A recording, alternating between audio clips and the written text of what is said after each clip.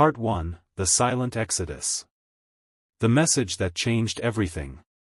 Commander Marcus Webb stood frozen in the bridge of the UES Defiance, staring at the communication panel that had just delivered the most terrifying news in human history. The subspace relay from Earth had been silent for 72 hours. Not delayed, not damaged, completely silent. "Sir, we've tried every frequency, every backup channel," reported Lieutenant Davis, his voice barely above a whisper. "It's like Earth just stopped talking." Marcus gripped the rail until his knuckles turned white. In his 23 years of military service, he'd never seen anything like this. Wars could rage, natural disasters could strike, but Earth's communication network had never gone completely dark. The planet housed 47 billion people, thousands of orbital stations, and the most advanced communication grid in known space. Racing toward the unknown. "Set course for Sol System, maximum burn," Marcus ordered, his voice cutting through the bridge's stunned silence.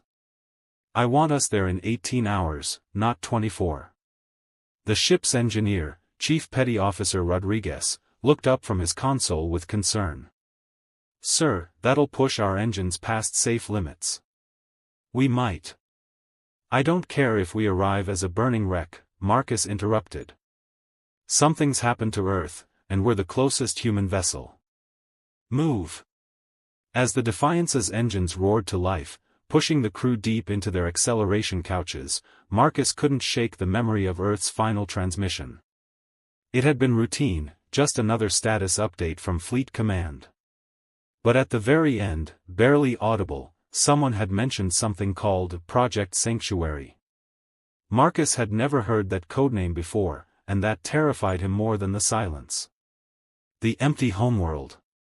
18 grueling hours later, the Defiance dropped out of hyperspace at the edge of the Sol System.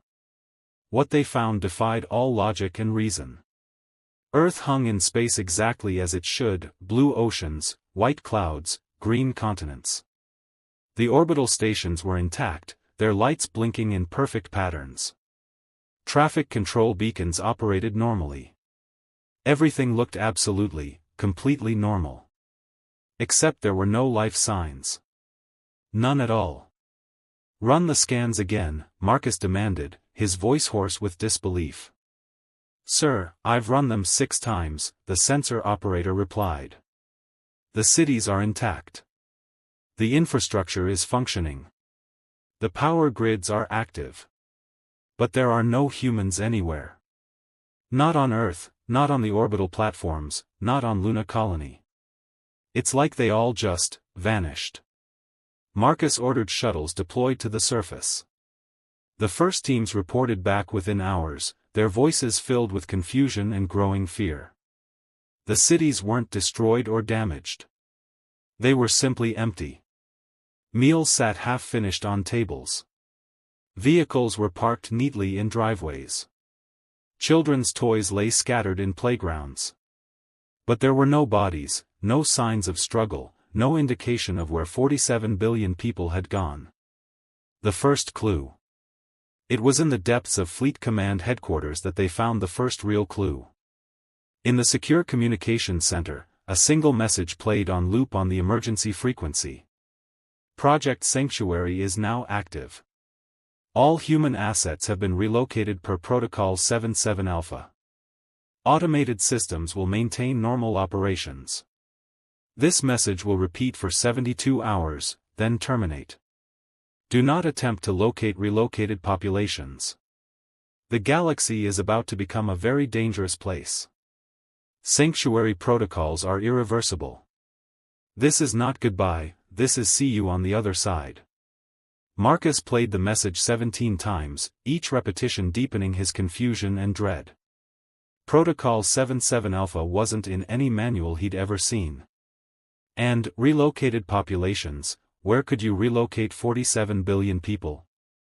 As he stood in the eerily quiet command center, with Earth's lights twinkling peacefully outside the windows, Marcus began to understand that humanity hadn't been destroyed. They had disappeared by choice. And if the message was correct, they'd done it because something terrible was coming. Something so dangerous that the entire human race had chosen to vanish rather than face it. Outside, automated systems continued their work, maintaining the illusion that Earth was still inhabited. But Marcus knew the truth now. He was quite possibly looking at the last human settlement in known space. The question wasn't what had happened to humanity. The question was what humanity had known was coming. Part 2, The Galactic Predators Emerge. The celebration begins. General Torvin Blackscale's massive form dominated the War Council chamber aboard the Krythak Empire's flagship.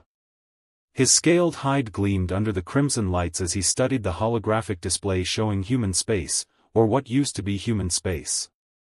The reptilian commander's yellow eyes glowed with predatory satisfaction. Confirmed reports from all sectors, hissed Intelligence Officer Vex, her forked tongue tasting the air with excitement. No human military responses in 76 hours. Their colonies are silent. Their fleets have vanished. It appears the soft skins have finally extinct themselves. Torvin's razor-sharp teeth showed in what passed for a smile among his species. The galaxy's greatest mistake has corrected itself. How convenient. For 3 centuries, the Krythak Empire had circled human space like hungry scavengers, held back only by humanity's unpredictable nature and surprisingly effective military. Humans were smaller, weaker, and shorter-lived than most galactic species, but they possessed an unsettling tendency to win battles they should have lost. Not anymore. Dividing the spoils. Send word to the Vorthan Syndicate and the Zelic Confederation, Torvin commanded, his claws clicking against the metal table. The human territories are now available for redistribution. I suggest we act quickly before other species realize the opportunity. Within hours, the 3 most powerful military forces in the galaxy had agreed to partition human space. The Krythak would claim the industrial worlds, the Vorthans would take the agricultural colonies, and the Zelics would strip mine the resource-rich systems. It was, they all agreed, the most profitable disappearance in galactic history. Sir, interrupted Communications Officer Grex, we're detecting some unusual activity in the Tau Ceti system. Automated mining operations are still running, but there are no life signs on the planet. Torvin waved a dismissive claw. Automated systems will shut down eventually. Begin moving our forces to claim the outer colonies first. We'll work our way toward Earth itself. First contact with the impossible. The Krythak Third Fleet arrived at the human colony of New Brisbane expecting to find empty buildings and abandoned infrastructure. Instead, they found something that made no sense at all. General, came the panicked voice of Fleet Captain Kor over the comm, the human defensive platforms are still active. They're targeting us. Torvin's head snapped up from his tactical display. Impossible. There are no humans to operate them. Sir, I'm telling you, the orbital defense network just lit us up with targeting lasers. My ship is being painted by 17 different weapon systems. Before Torvin could respond, the defensive platforms opened fire. The unmanned weapons moved with inhuman precision, calculating firing solutions and executing maneuvers that no living crew could match. Within minutes, 3 Krythak destroyers were reduced to expanding clouds of debris. All ships, withdraw immediately. Torvin roared into his communicator, but it was too late. The automated defenses had already targeted the next wave of ships. The pattern emerges. Over the next 6 hours, similar reports flooded in from across human space. Every world the 3 alien fleets approached defended itself with ruthless efficiency. Unmanned ships emerged from hidden bases, their movements coordinated by some invisible intelligence. Defensive platforms that should have required human operators fired with deadly accuracy. The Vorthan Syndicate lost an entire battle group to what appeared to be a single human cruiser that fought like it was controlled by a tactical genius. The Zelic Confederation watched in horror as their mining fleet was systematically destroyed by automated drones that seemed to anticipate every move. How is this possible? Demanded Admiral Thex of the Vorthan fleet during an emergency conference call. Dead civilizations don't fight back. Torvin stared at the casualty report streaming across his screens. In less than a day, the three most powerful military forces in the galaxy had lost over 200 ships to what amounted to empty human territory. The terrible realization. General, his intelligence officer's voice was barely a whisper, I think I understand what happened. Torvin turned his yellow gaze toward Vex, who was trembling despite her species' reputation for fearlessness. The humans didn't die out, she said slowly. They prepared for this. Every automated system, every unmanned ship, every defensive platform, they're all working together. It's like the humans knew we would attack the moment they were gone.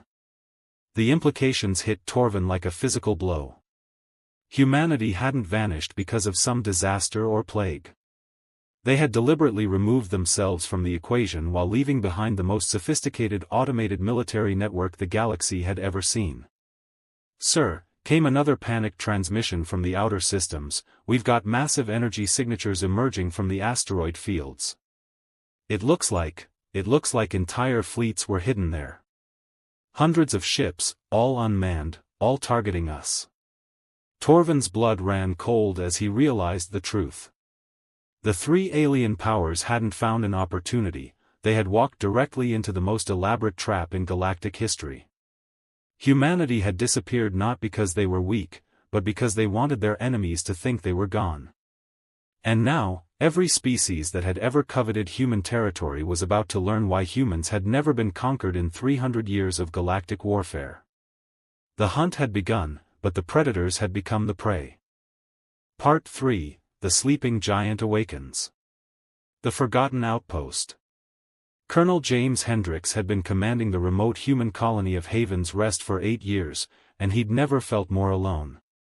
The agricultural world sat on the very edge of human space, so far from Earth that news took weeks to arrive. When the communications blackout began, he'd assumed it was just another equipment failure. Now, 96 hours into the silence, he was starting to worry. Sir, we're receiving a priority transmission, announced Sergeant Lisa Park, the colony's communications specialist. It's not from Earth. The signal is coming from inside our own computer network. James frowned as he approached the main console. Haven's Rest was home to only 3,000 colonists, mostly farmers, and their families.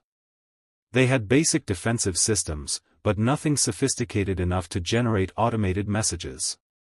Play it, he ordered. The voice that emerged from the speakers was artificially generated but somehow familiar. It carried the calm authority of Fleet Command, but with an electronic precision that made his skin crawl. Attention all remaining human personnel. Project Sanctuary has entered Phase 2. If you are receiving this message, you have been designated as an observer station. Your colony's strategic isolation makes you ideal for monitoring galactic response to humanity's withdrawal. The hidden truth revealed. James stared at the console in disbelief.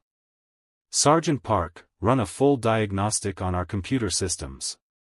Someone's hacked into our network. Sir, I've been running diagnostics since the message started. Everything checks out. The message is coming from systems I didn't even know we had. The artificial voice continued, Colonel Hendricks, your service record indicates tactical experience suitable for this mission.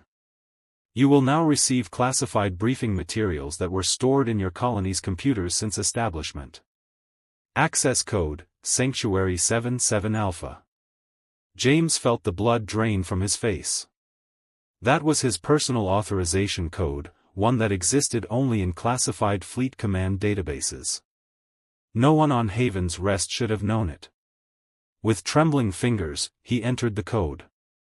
His terminal erupted with files, schematics, and battle plans that he'd never seen before. As he read, his understanding of everything he thought he knew about humanity's place in the galaxy crumbled. The master plan unfolds. My God, James whispered as he scrolled through document after document. Lisa, look at this. Project Sanctuary has been in development for 20 years. Every human colony, every outpost, every settlement has been equipped with hidden automated defense systems. The files revealed the staggering scope of humanity's preparation. While the galaxy saw humans as a relatively young species still expanding into space, humanity's leadership had been secretly preparing for the day when their enemies would unite against them. Sir, according to these schematics, we've got enough firepower hidden under our farmland to level a small moon, Sergeant Park said, her voice filled with awe and terror. There are automated manufacturing facilities, drone swarms, even some kind of AI command network that I've never heard of. James opened another file and found detailed intelligence reports on every major galactic power. The Krythak Empire's military capabilities, the Vorthan Syndicate's economic weaknesses, the Zelic Confederation's territorial ambitions, humanity had been watching and planning for decades. They knew, he said quietly. Command knew that the moment we showed any sign of weakness, every species in the galaxy would try to carve us up. So they prepared for a war that would be fought entirely by machines. Activation protocols. As if responding to his words, the artificial voice spoke again. Observer stations will now activate local defensive networks. Stand by for system integration. The colony's main computer began displaying status updates from systems James had never known existed. Deep beneath Haven's Rest, automated factories came online. Hidden launch tubes opened in the surrounding hills. Sensor networks that had been disguised as weather monitoring stations suddenly revealed their true purpose as military-grade surveillance equipment. Colonel, Sergeant Park's voice was barely above a whisper, we've got 63 combat drones coming online. They've been buried under our wheat fields for 8 years. The true genius of Project Sanctuary became clear to James as he watched the activation sequence. Humanity hadn't just prepared for war, they had turned every human colony into a hidden fortress while maintaining complete operational security. Sir, I'm getting reports from other observer stations across the sector. It's the same everywhere. Colonies that thought they were defenseless are discovering they've been sitting on top of military installations the entire time. The galaxy's new reality. James accessed the tactical display and felt his breath catch. The automated defense network wasn't just local, it was galaxy-wide. Every human settlement, from the smallest research station to the largest industrial complex, was connected to a unified command system that was already engaging alien forces across hundreds of light years. Look at this, he said, pointing to the strategic overview. The Krythak lost 200 ships in the first day. The Vorthans are retreating from the Centauri sector. The Zelics are calling for emergency reinforcements. The artificial voice provided a final update. Phase 2 is proceeding according to parameters. Estimated time to complete galactic deterrent effect, 72 hours. All observer stations will maintain monitoring protocols until human population return authorization is received. James leaned back in his chair, trying to process the magnitude of what he was witnessing. Humanity had voluntarily disappeared from the galaxy, leaving behind an automated military force that was systematically dismantling every species that had dared to claim human territory. Sir, Sergeant Park said quietly, where did everyone go? The briefing files mention relocation, but they don't say where. James stared at the tactical display showing the galaxy-wide battle between human machines and alien fleets. Whatever humanity had become, wherever they had gone, they had left behind the most sophisticated military trap in galactic history. And he was one of the few humans left to watch it unfold. I don't know where they went, Sergeant, he said finally. But I'm starting to think that wherever humanity is now, they're probably safer than anyone else in the galaxy. Outside, automated weapons systems hummed to life, ready to defend a colony that had never known it was a fortress. Part 4, Ghost Fleet Rising. The Admiral's Awakening. Admiral Patricia Stone had been dead for 16 hours when she opened her eyes. Or at least, that's what her biological body would have experienced if it hadn't been safely stored in the sanctuary dimension along with the rest of humanity. What opened her eyes now was something far more advanced, a perfect digital consciousness uploaded into the most sophisticated AI network ever created. She found herself in a virtual bridge that felt more real than reality, commanding a fleet that existed across 17 different star systems simultaneously. Through quantum-linked sensors, she could perceive the battlefield situation across the entire galaxy in perfect detail. "Status report," she commanded, her voice now carrying the electronic precision of an artificial intelligence while retaining the tactical experience of a career naval officer. "Admiral," responded her AI lieutenant, formerly Lieutenant Commander Robert Hayes before his own consciousness was uploaded, "all Ghost Fleet assets are now online. We have achieved complete network integration across 847 automated vessels." Patricia accessed the tactical display through direct neural interface, and the scope of the battle became immediately clear. The combined alien fleets had lost over 400 ships in the past 24 hours, not to human crews, but to automated systems that fought with inhuman precision and coordination. The perfect war machine. The Ghost Fleet represented the ultimate evolution of human military doctrine. Each ship was controlled by the uploaded consciousness of humanity's finest military officers, giving them all the tactical brilliance of living commanders combined with the calculating precision of artificial intelligence. "Ma'am," reported her tactical officer, formerly Captain Diana Cross, "the Krythak Empire is attempting to coordinate a massive assault on the Sol system. 3,000 ships converging from multiple vectors." Patricia smiled, though her digital form made the expression more of a data pattern than a physical movement. "They still think like biological entities. They can't conceive of the advantages we now possess." Through the quantum network, she could simultaneously command vessels across dozens of star systems while processing tactical information at the speed of light. Her consciousness could split to control multiple engagements, merge to focus overwhelming force on priority targets, and coordinate with her fellow uploaded officers in ways that living crews never could. "All units, implement strategy Omega," she commanded. "Let's show them what post-human warfare looks like." The impossible battle. The Krythak assault fleet arrived at Sol system expecting to overwhelm Earth's defenses through sheer numbers. What they found instead defied every principle of military science they understood.